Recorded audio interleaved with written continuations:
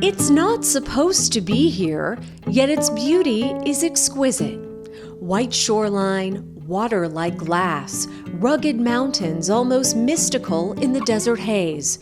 The Salton Sea, it's a beautiful disaster, a mighty man-made mistake, an oxymoron of epic proportion. And the fight to save it, fix it, restore it has waged on for decades. The passage of time and what has become in the process just another ironic piece of this environmental puzzle. Along the 116 miles around the dying sea, artists have emerged and created a bright side to this darkening seaside story.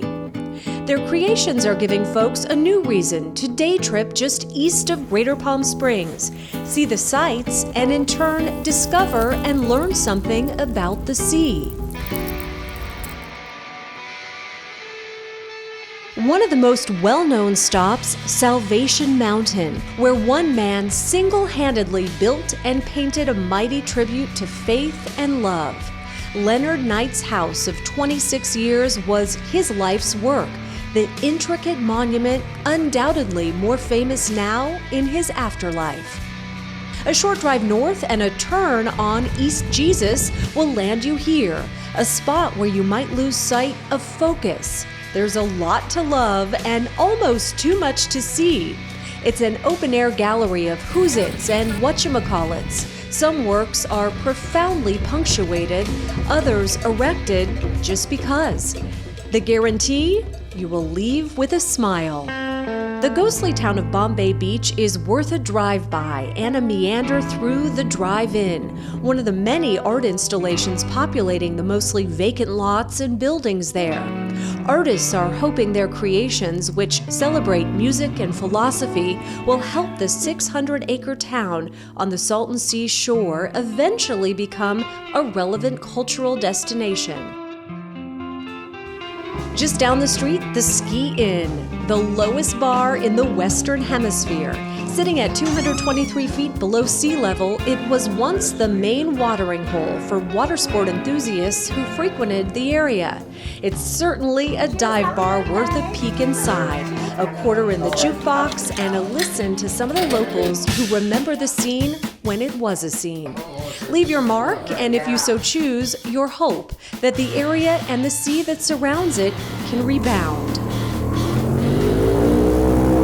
When we're out here in the Salton Sea, there's a lot of solitude, I would say. You get out on the water and it's extremely quiet. There's, you just hear the birds. It's very peaceful. You're at one with nature out there. There are certainly those who are working hard to save California's largest lake, home to more than 400 bird species. Tom Anderson is one of them. His job is to educate about habitat preservation and the environmental challenges they're up against. To name a few, high salinity levels, fertilizer runoff from farms, algae blooms leading to fish and bird die-offs, and the threat of toxic dust from the ever-shrinking shoreline. When you're out on the water, you realize how vast the Salton Sea is. It's huge. It's a massive lake. So finding a fix for it is a massive undertaking. The most recent plan comes with a multi-million-dollar price tag, and it remains to be seen if all agencies involved are in agreement to proceed. In the meantime, life is happening all around this body of water. Adventure seekers, artists, environmentalists, they are all watching, creating, and waiting. Uncertainty is the only certain here. Sure as the sun sets, the sea will change, and someday its final canvas will be revealed.